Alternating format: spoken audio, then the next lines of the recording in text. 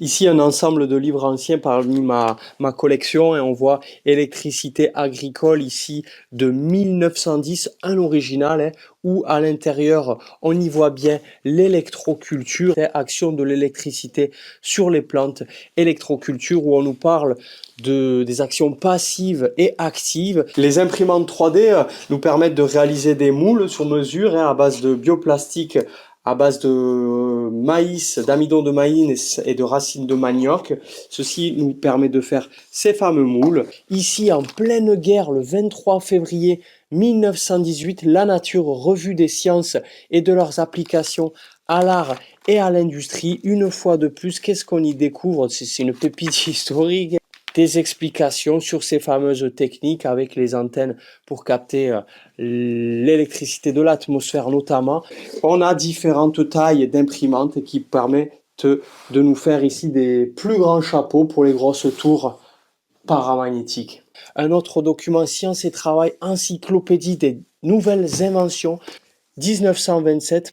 1927, on y voit quoi? On y voit une fois de plus l'électroculture hein, avec utilisation de l'électricité naturelle de l'atmosphère et des retours d'expérience avec une trentaine de pages dans cette encyclopédie. Ici, on est dans un verger qui a des problèmes en fait. Tous les arbres, ils ont leur santé qui décline. Alors, on va faire des expériences. On va mettre en œuvre des expériences dans ce verger.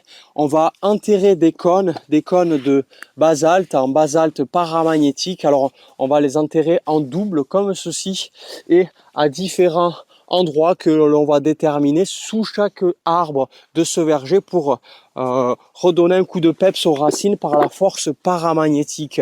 En plus, hein, on a donc ce fameux basalte ici en farine que l'on va épandre sur tout le verger, 2 poignées par mètre carré, et on va faire des expériences aussi d'anneaux de basalte au pied de chaque arbre. Et donc on va mettre un bon coup de peps énergétique paramagnétique à ce verger et en plus appliquer des anneaux Lakowski là pour le stage, pour l'expérimentation. Ça va être en cours. Alors les propriétaires remarquent que leurs prairies ont les feuilles moins grasses, on va dire, moins épaisses. Donc pour nourrir les chevaux, il y a un peu de perte, on va dire. Alors qu'est-ce qu'on va faire? Des expérimentations aussi avec le basalte. On va épandre sur une zone définie du basalte paramagnétique pour voir les effets sur la prairie ici et donc aussi être bénéfique pour les animaux. Les expériences avec le basalte dans le pré pour éviter d'utiliser ceci et NPK,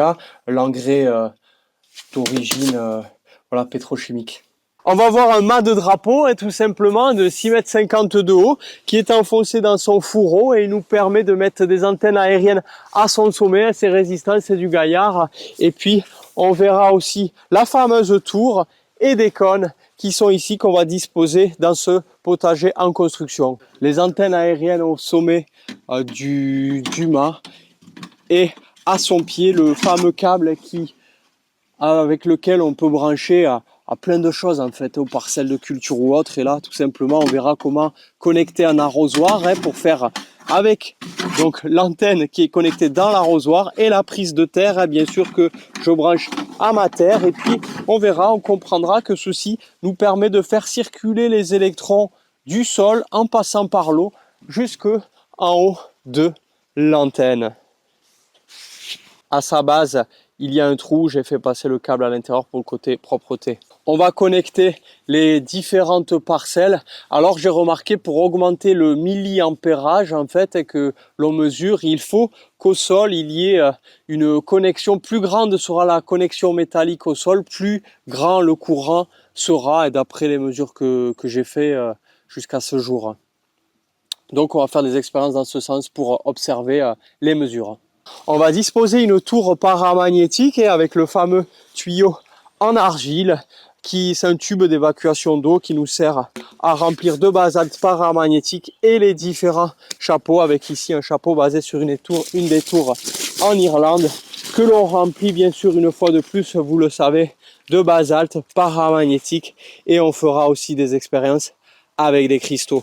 Basalte qui sera épandu sur chaque parcelle, voilà, on verra des applications concrètes aussi dans ce sens. Ici, on a toujours les fameuses 3 parcelles test où on va implanter en fait, là on a des cônes, des chapeaux, des petites tours et des tours plus grandes que l'on va disposer par équipe. Il y aura des équipes, chacun va faire un peu à sa sauce. Et voilà, on va tester avec les baguettes et puis on va disposer sur ces parcelles. Ici, on viendra chercher un ou deux jeds pour mettre dans les parcelles aussi, voilà, pour le côté expérience et qu'on associe avec les tours. Un petit exercice pratique où on verra comment, à base de câbles de cuivre, fabriquer des baguettes de sourcier pour expérimenter concrètement. Hein. Chacun expérimentera avec les baguettes. Et là, c'est des modèles que j'ai créés, que je construis moi-même aussi un peu plus sophistiqués. Vous avez vu le mât de drapeau de 6,50 m. Là, j'ai 2 cartons. J'ai reçu 2 mâts de drapeau, en fait, 2 fois 6,50 m. Et on va tester de faire un maxima, dépasser les 10 mètres. On va voir ce qu'on arrive à faire, hein, assembler les deux pour voilà, essayer de monter à des tensions plus élevées. Et vous savez que plus on monte en hauteur, plus on a de la tension, une différence de potentiel entre le sol et l'air. Un visuel sur le matériel utilisé pour réaliser des antennes, on va dire, d'électroculture qui sont du simple à un peu plus complexe avec des matériaux que j'utilise et puis on ira observer aussi la soudure. On est en plein cœur de l'atelier d'électroculture et puis on verra voilà comment on fait pour réaliser les chapeaux, les différents cônes avec le matériel in situ et puis les plaques d'OSB qu'on a percées pour ensuite disposer les moules, comme vous l'avez compris. On parlera de tout ça, des dosages, du temps de séchage, hein. Donc comment on fait aussi pour créer son matériel, hein, pour être autonome, construire soi-même et ensuite disposer tout ça dans son potager, hein.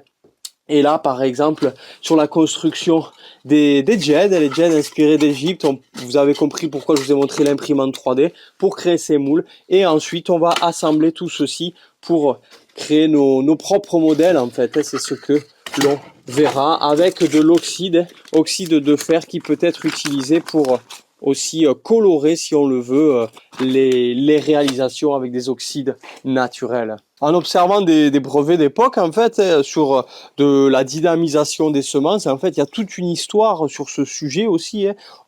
On comprendra la magnétisation des semences et on va créer une boîte comme ceci, vous voyez, c'est une boîte en basalte avec des aimants à l'intérieur insérés sur des fils de fer ferromagnétiques tout à l'intérieur de cette boîte. C'est une zone beaucoup plus magnétique que à l'extérieur et puis on y met les graines à l'intérieur, vous voyez, pour ensuite les dynamiser. C'est un prototype. On va en réaliser un autre plus puissant que celui-ci parce que là, j'ai justement une mairie qui veut expérimenter dans ses serres et sur les bégonias, il me semble. Et donc, on va leur faire 2 boîtes avec différentes intensités pour voir les effets sur les bégonias. On utilisera du matériel, et notamment le voltmètre, pour mesurer la tension des plantes. On va pouvoir brancher, là on est sur une ronce en fait, brancher hop, des appareils de mesure sur la ronce pour voir une tension apparaître en fait dans le végétal.